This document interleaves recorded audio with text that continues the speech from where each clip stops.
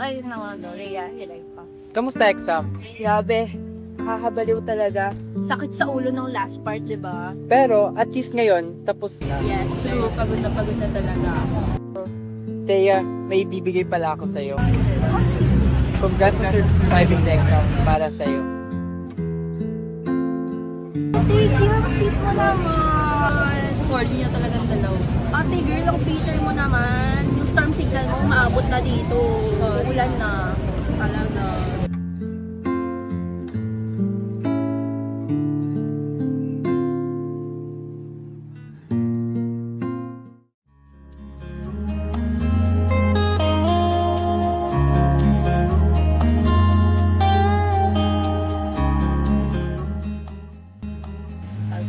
Uy, hinihintay mo dyan. Bakit ang tagal mo? Kanina pa kita hinihintay. Tension na, medyo traffic lang eh.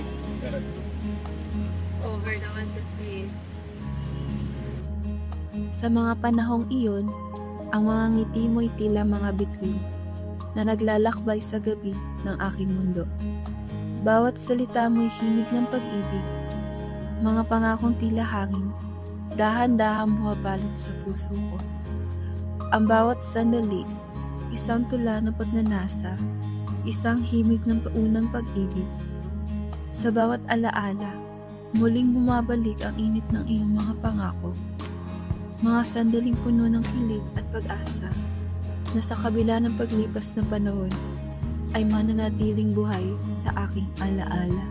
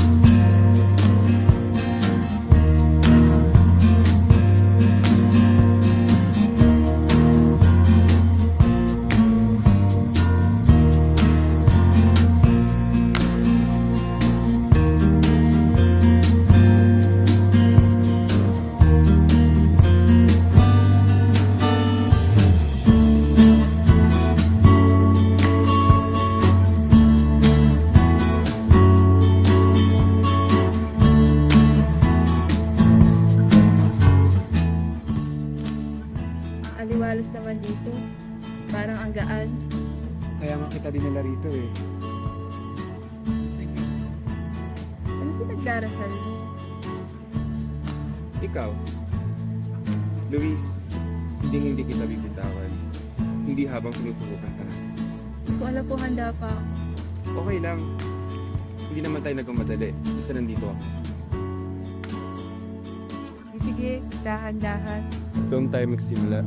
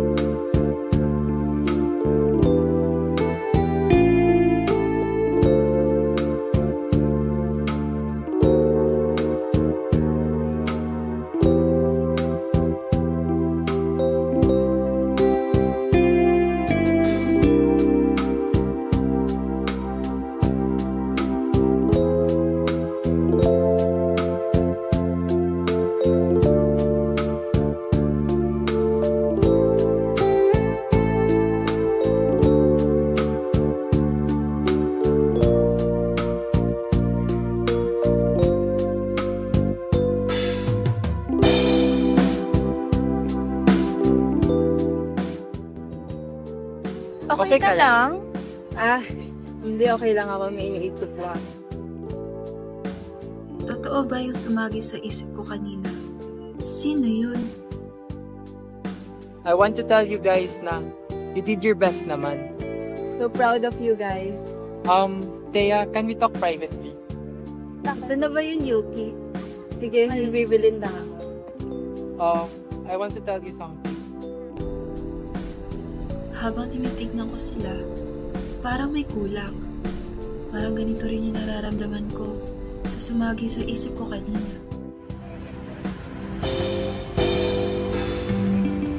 Alam ko pa rin ang halimuyak na yun. Uy, sis! Uy, Magsisimbang gabi pa tayo. tara!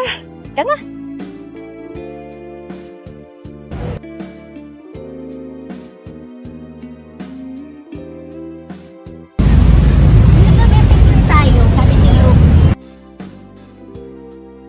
Sana pala, hindi na lang kita hinintay.